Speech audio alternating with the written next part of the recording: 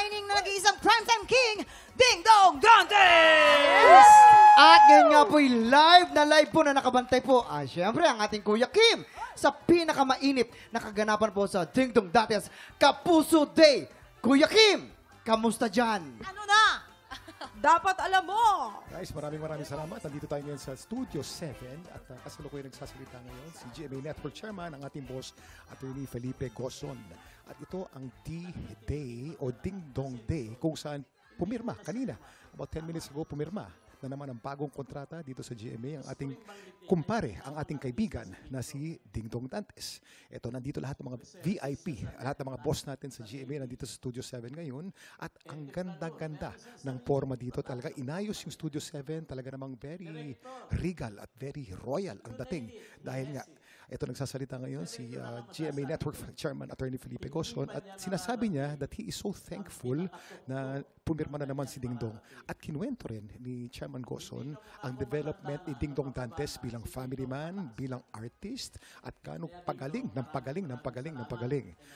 At ito, kasama natin ngayon dito sa Studio 7, GMA Network Chairman Attorney Felipe Gozon, GMA President and CEO Gilberto Duarte Jr., Executive Vice President CFO, Mr. Felipe Yalong, Senior Vice President for Entertainment Group, Ms. Lilibeth Razonable, and many others. Nandito rin po, of course, ang ating kaibigan, GMA Films, VP, EVP Attorney Annette Gozon, Vice President for Integrated News, Oli Amoroso, ang head po, of course, ng Public Affairs, Nessa Valdelion.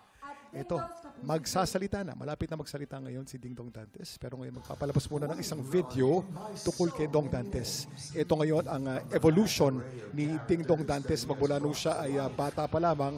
At nagsimula po siya dito sa GMA ng 28 years ago. 28 years na pong kapuso si Ding Dong Dantes.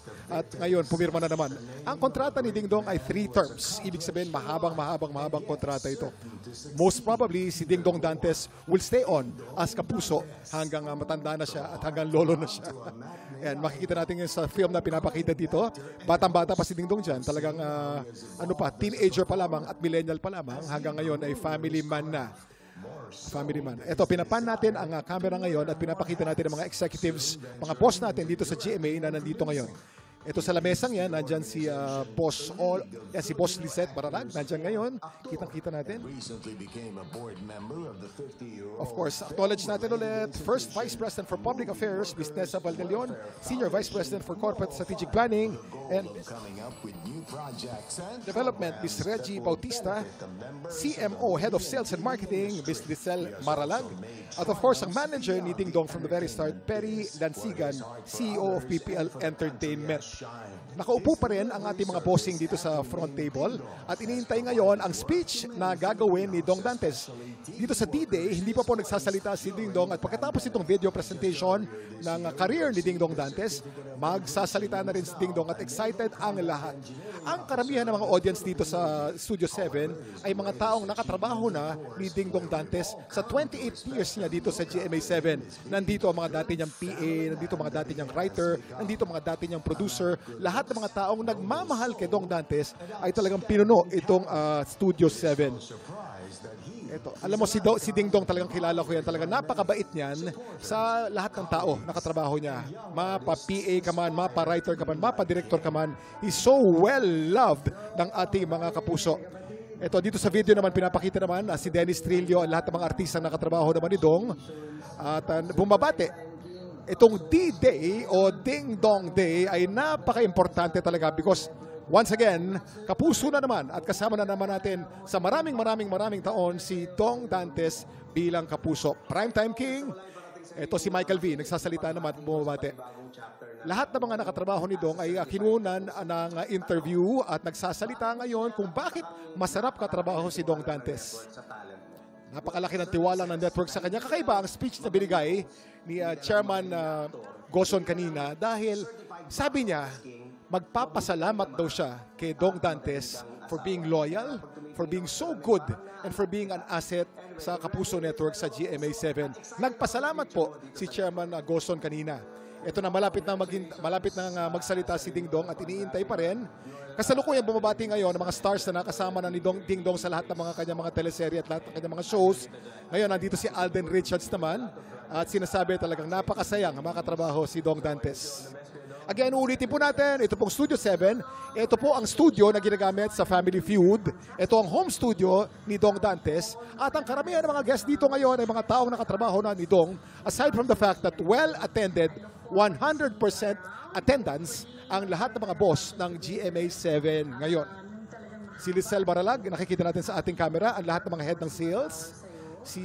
Of course, ang ating kaibigan, Attorney Annette Gozo, nandito rin. Joy Marcelo, nandito rin, ang head ng Sparkle. At ito na. Hindi natin inabot yung speech ni Dong Dantes, pero malapit na yan. In about 5 minutes, magsasalita na si Dong ng kanyang speech dito sa D-Day. So, magaganap ito. Siguro matutuloy ito ng mga 1 hour pa. At naka-standby lamang tayo rito. Babalik tayo mamaya. Back to you, guys! Wow! Sobrang nakaka-happy talaga na mananatili pa rin kapuso ang ating primetime king, Ding Dong Dantes. Congratulations, Ding Dong! At eto pa mga tiktropa, ang isang nakaka-happy. Nag-umpisa na ang bagong proof of purchase promo ng GMA, ang Kapuso Big Time Panalo. Sa Grand Draw, 21 million pesos ang ipamimigay sa isang maswerteng mamimili at isang sari-sari store owner. Pwede pong magpadala ng entry hanggang July 5. Just visit the official Facebook page at microsite ng GMA Promos for more details. At sa mga tiktropa na po nating palaban sa kantahan, 16 to 50 years old po, go na! Mag-audition na po sa Tanghalan ng Kampiyon. Pumunta lang po sa studio natin ng GMA Studio 6 tuwing Wednesday at Thursday 3 to 5 p.m. At hanapin lang po si Romel Bago. Hindi po siya luma. At eto na nga, may humabol pa para makipagkulitan today, isang idol nating komedyante ang sasalang sa balitaan na may masayang hulaan. Dito lang yan sa ulo ng mga balita sa pagbabalik na TikTok Live!